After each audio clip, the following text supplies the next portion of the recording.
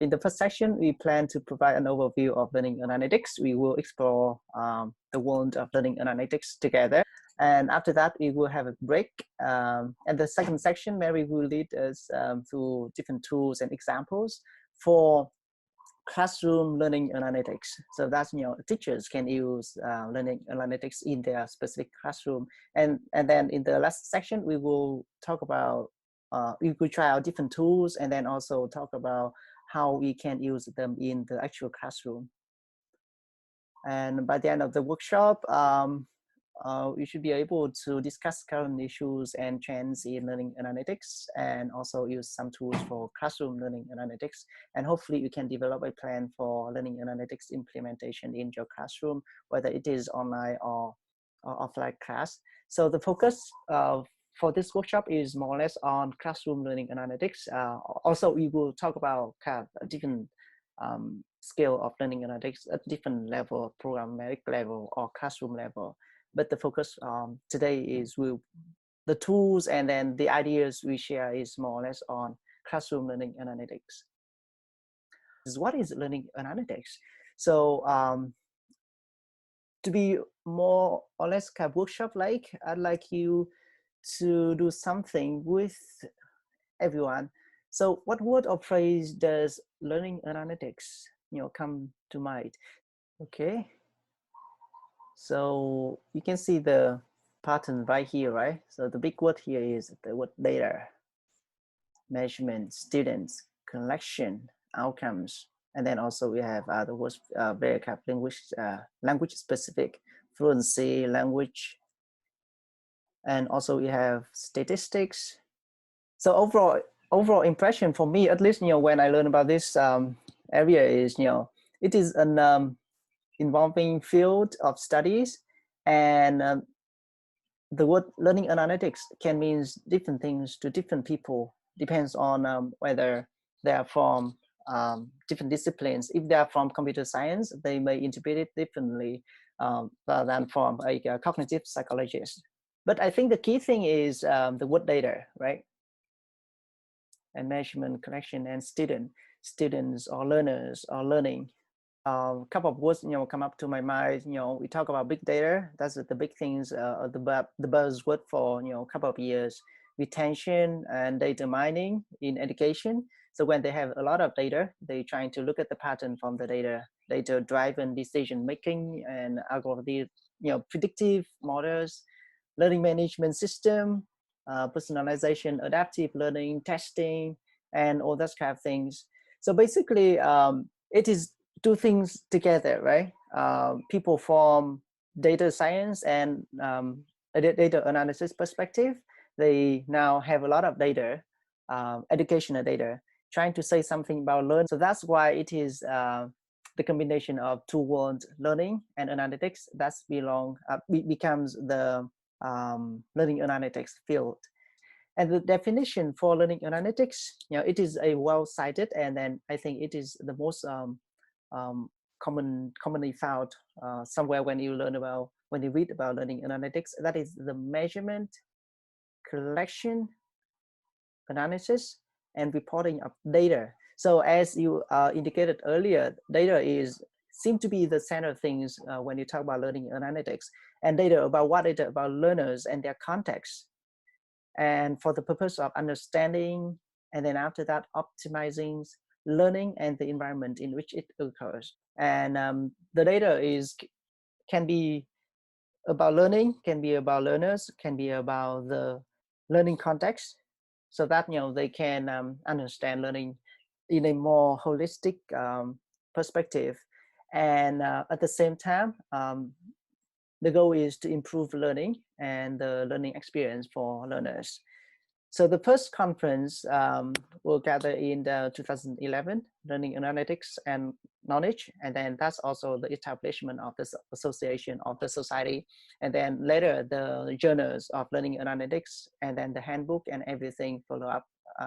It is a dynamic, promising,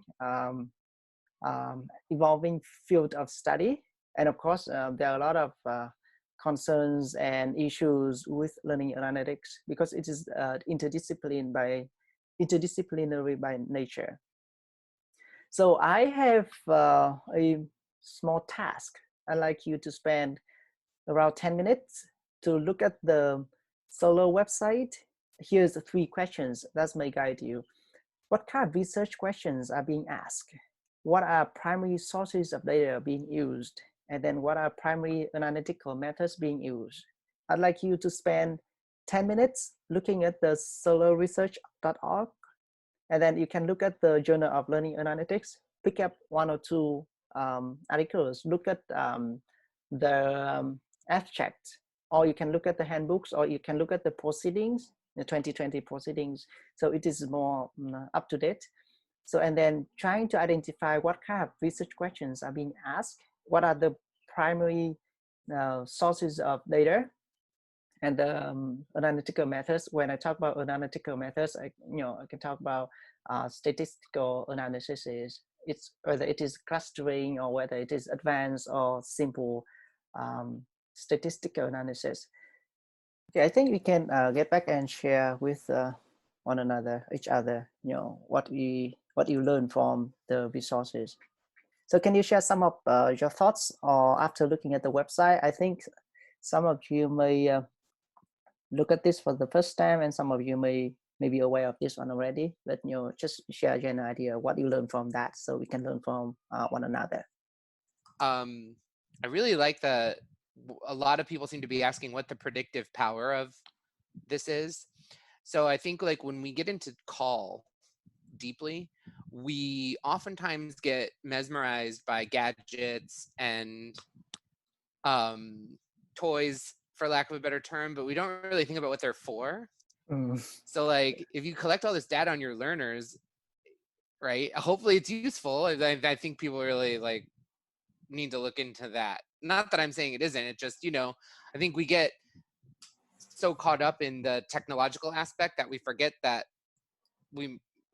are we even answering a question with it. Does that make sense? I don't know if I'm making sense. Yeah. Okay. Yeah.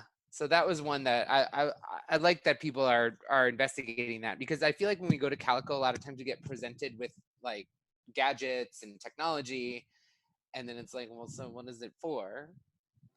Or Right. the content of that gadget that gadget delivers is not so good. Well, just I was exploring more the handbook of learning analytics, and it's actually interesting. It serves my, I like the grouping that they have in terms of their focuses and questions. So you have the focus on foundational concepts, then on techniques and approaches, and for applications. And to me, all of them sound interesting. Computational methods, for example, from the foundational concept sounds good. I didn't explore any further. I was just like scanning stuff. And of course, ethics and learning. I would be interested. I don't know much about that, but I would be definitely curious to learn more about ethics in learning analytics. That's very, very interesting. That's an interesting field. Yeah. So predictive modeling in techniques and approaches, really also something worth exploring a little bit more, and so on and so on. So I spend the most time on actually handbook. Yeah. On the handbook. Yeah.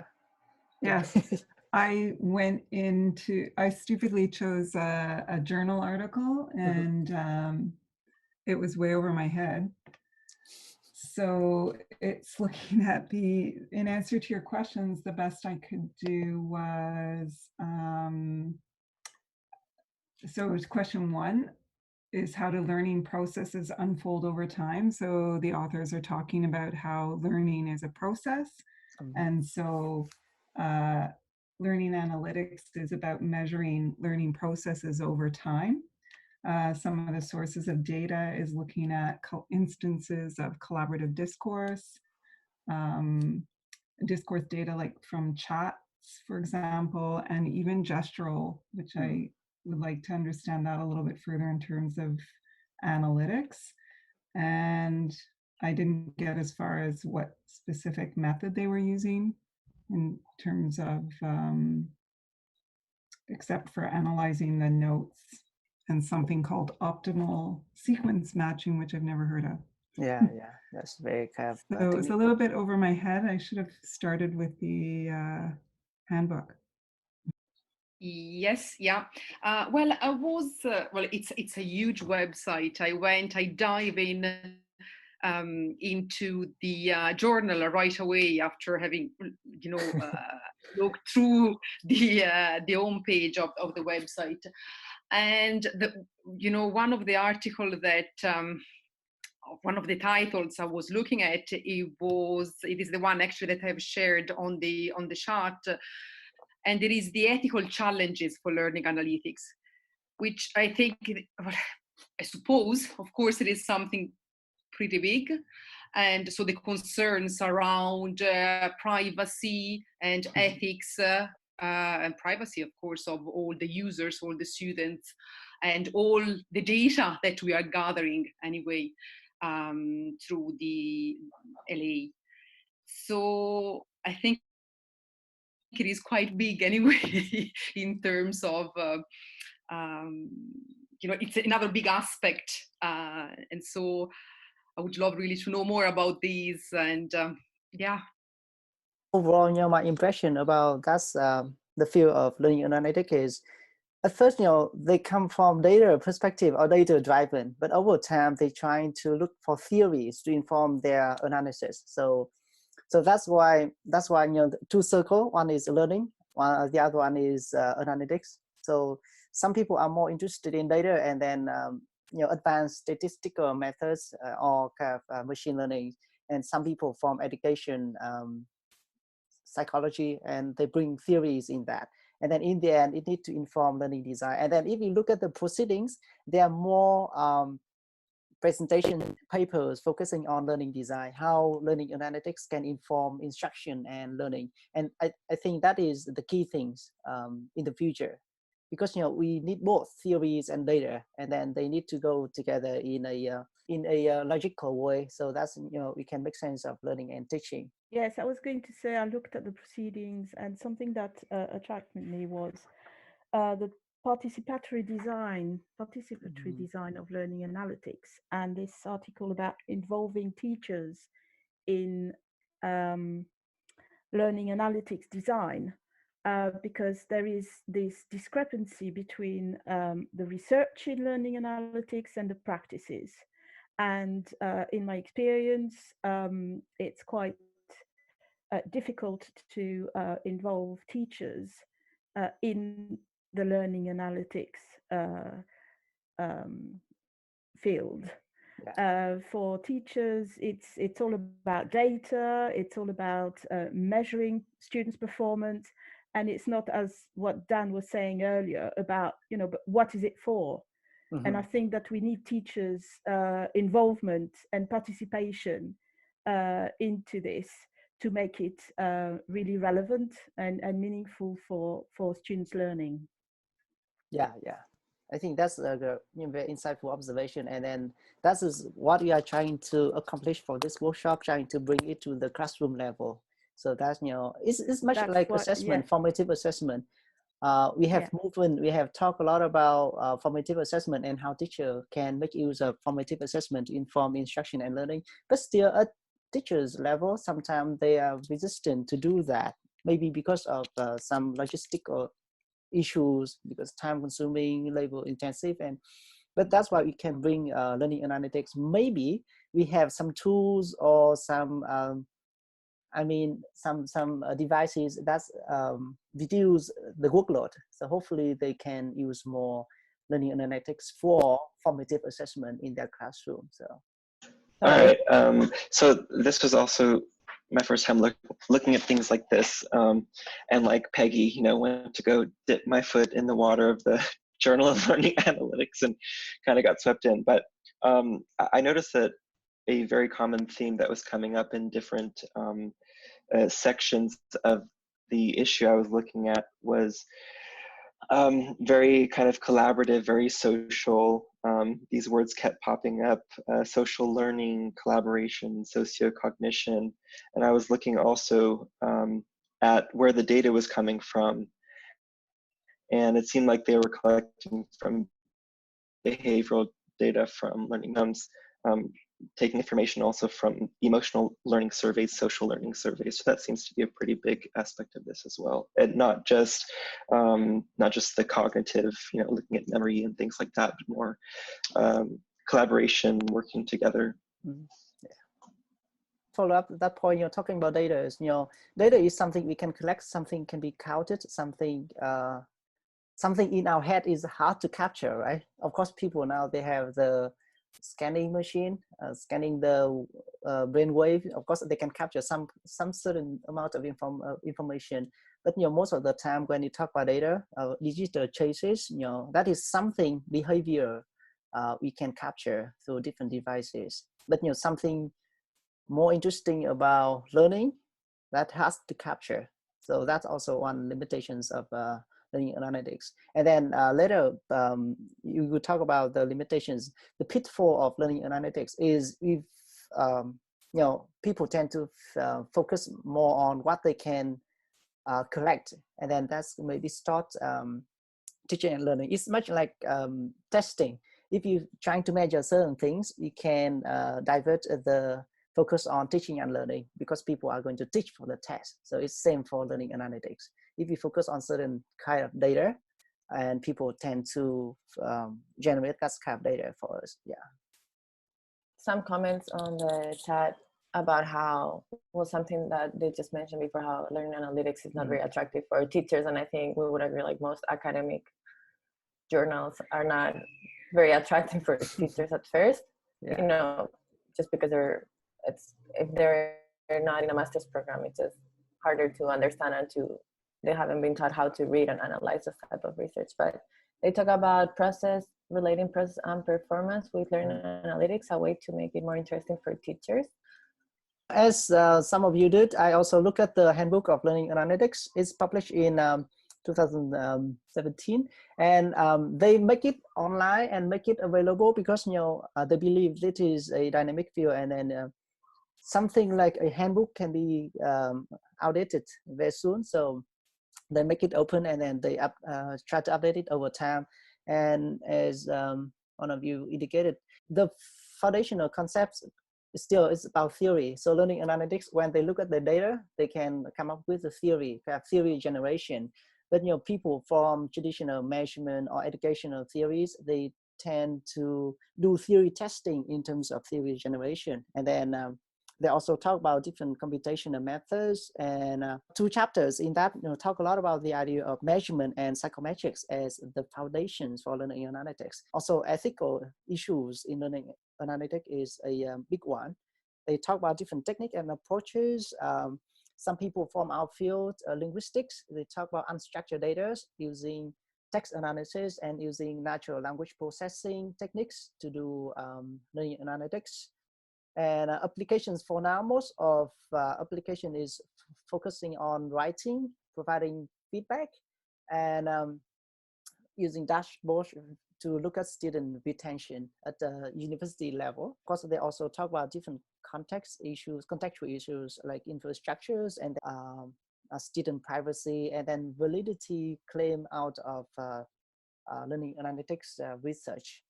In our field, that is learning analytics, like umbrella field in general. But in our field, there are more or less interest in learning analytics, and then also there are special issues on learning, language learning and analytics published in the journal.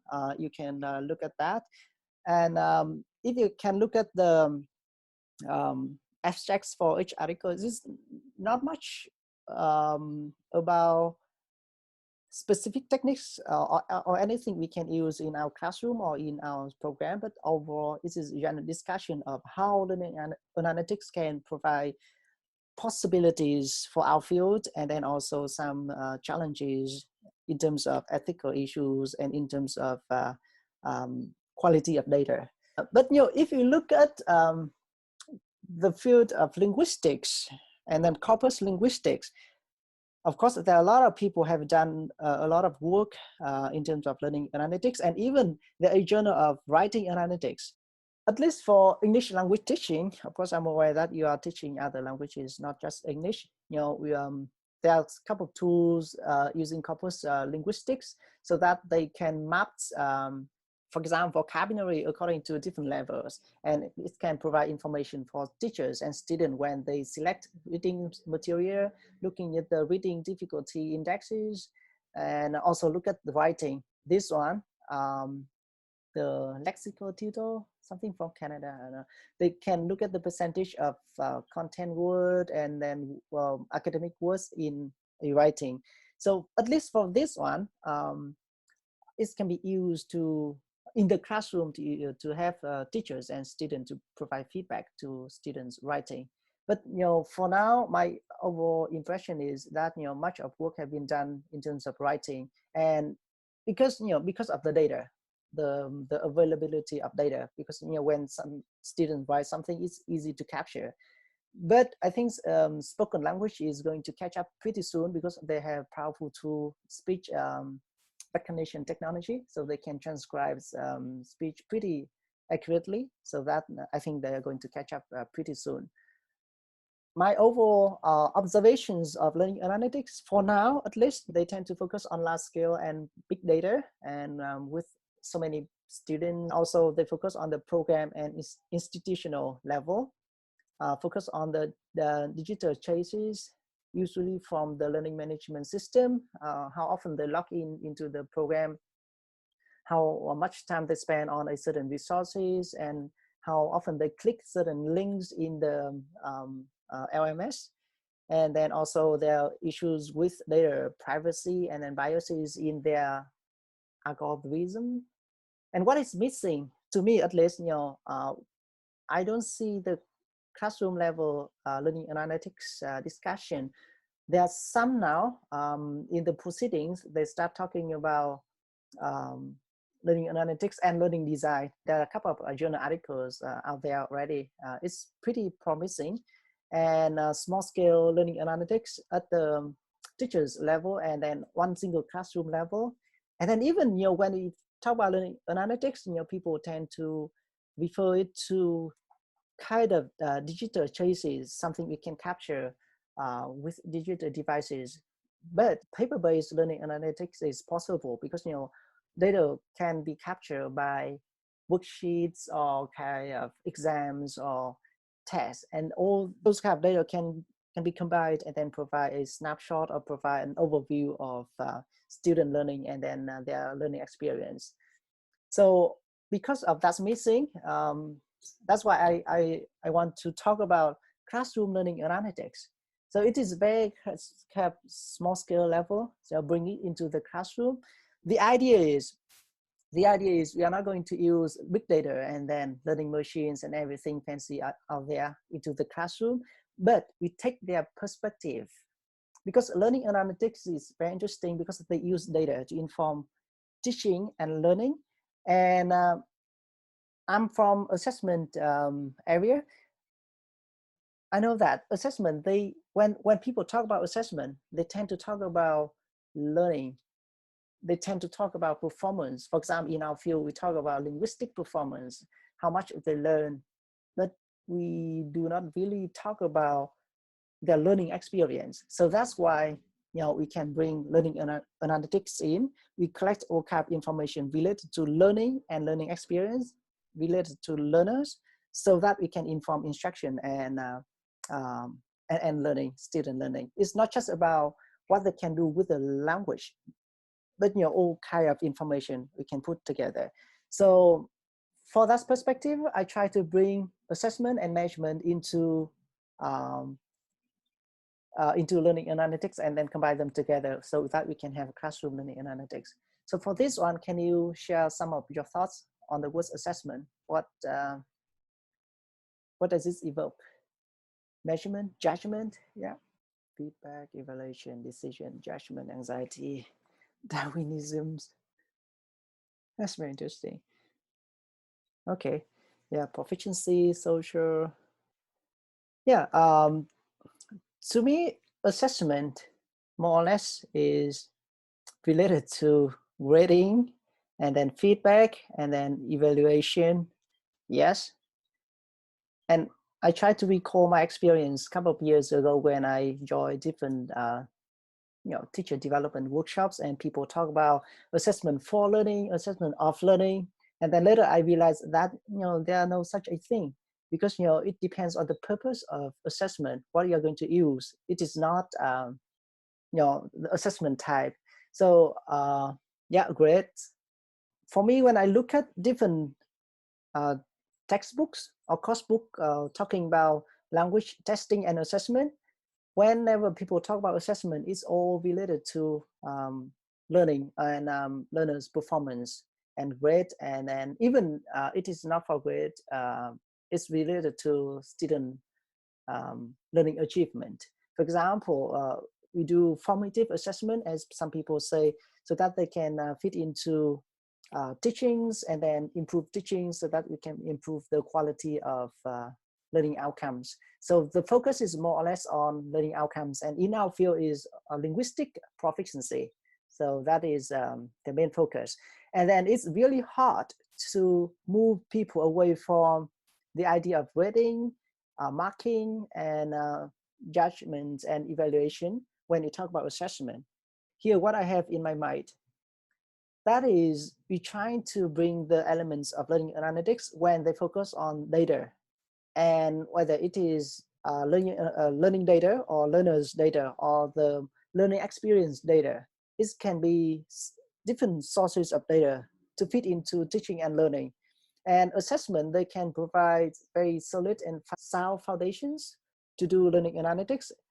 If you just focus on assessment, people will think about student learnings without looking at students' learning experience and then context and other issues. So that's why, at least for this workshop, I try to look at classroom learning analytics from both perspectives, assessment and analytics. Because, when you talk about assessments, there are still issues, key issues in assessment, like validity, the degree to which evidence and theory support the interpretation of test scores for proposed uses of tests. So there is not kind of valid or invalid tests, but there are only interpretations and uses of tests that is valid or invalid. So the validity does not reside in a test itself, at least from assessment and measurements perspective. And this is from standard for educational and psychological measurement testing. So the idea of validity is an argument. It is not a thing, not a property in a test. The use and the interpretation of test score is valid or invalid. It is not the nature of the test itself. And also reliability is another thing, the degree to which an assessment tool produces stable and consistent results. Practicality, also very common in our field, because it is a good assessment, but it is very time consuming and labor intensive to implement. It is not practical for teachers, and also washback, and then so many other issues related to assessment and measurement in general. That can be applied to learning analytics. And at least at the classroom levels, there are some key practices to high quality assessment. That is, they need to have a purpose, have clear targets, and then also they need to have a sound design. The purpose of classroom assessment is to provide information for teachers and learners to act upon, so that they can have a follow-up steps to improve their learning and teachings. And then also one of the key practices in classroom assessment is student involvement. So when I look at textbooks in our field, language testing, they do not really talk about other aspects of assessment. I mean, assessment of other aspects, much like non-linguistic aspects. But basically, they talk about how to measure for language skills, how to measure different aspects of linguistic competence. So that's why if we use the learning analytics lens to look at classroom assessment, it can be very informative. Classroom learning analytics encourages language teachers to collect and process both linguistic and non-linguistic data, so that they can inform their instructions and then improve student learning experience and finally improve their learning outcomes. So that is the perspective of classroom learning analytics, small scale, but it can be very informative in this sense. So that's, we bring the practices in classroom assessment, and then we bring the learning analytics perspective, and then we put them together. So that's, we can have more fruitful combinations of both approaches. So that's, you can improve teachings and learning in general. And speaking of that's one, we need some models to implement learning analytics in the classroom. And at least for me now, I'm thinking of some model. In our field, at least, we have learning oriented assessment.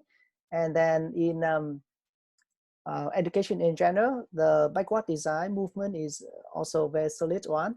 And specific to our field, task-based language teaching, it's not just because this is my interest, but it's also have potential possibilities to integrate learning analytics in this approach. Here's how I can share it with you. The learning-oriented assessment, again, it is all about assessment. It's all about kind of linguistic achievement. It's not about other non-linguistic variables. But this approach, they tend to take a holistic perspective in that, they start with the learning objectives. They gather data of in-classroom data and out-classroom data through different tasks. They can provide feedback and improve teaching and learning until they can achieve that objectives following this CFR level of proficiencies. So there a video here. I think I'm going to let you to watch it in during break. But this is one approach that tends to be holistic, but still at the same time, they tend to look at the linguistic data most of the time.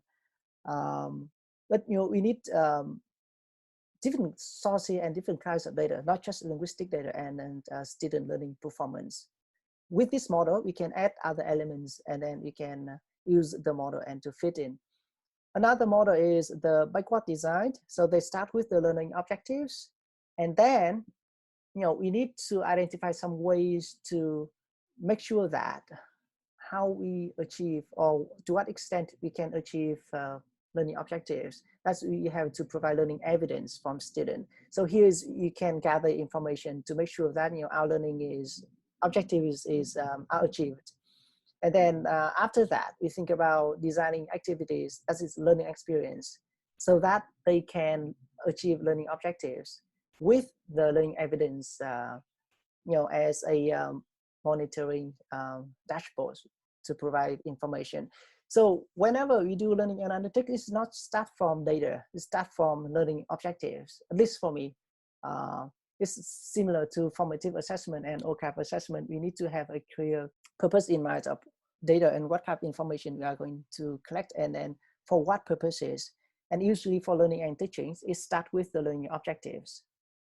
And similar to task-based language teachings, so just think about that. This is, if it is a pure TBLT, it starts from needs analysis, and then the information from needs analysis can inform the task selections, and then task sequencing, and then from that is can form the syllabus. So it is very data-driven approach already, and that is at the macro level, the syllabus or the curriculum level. But if we look at the single task, when we design a task and then we give students to perform the task, we can collect a lot of information out of that.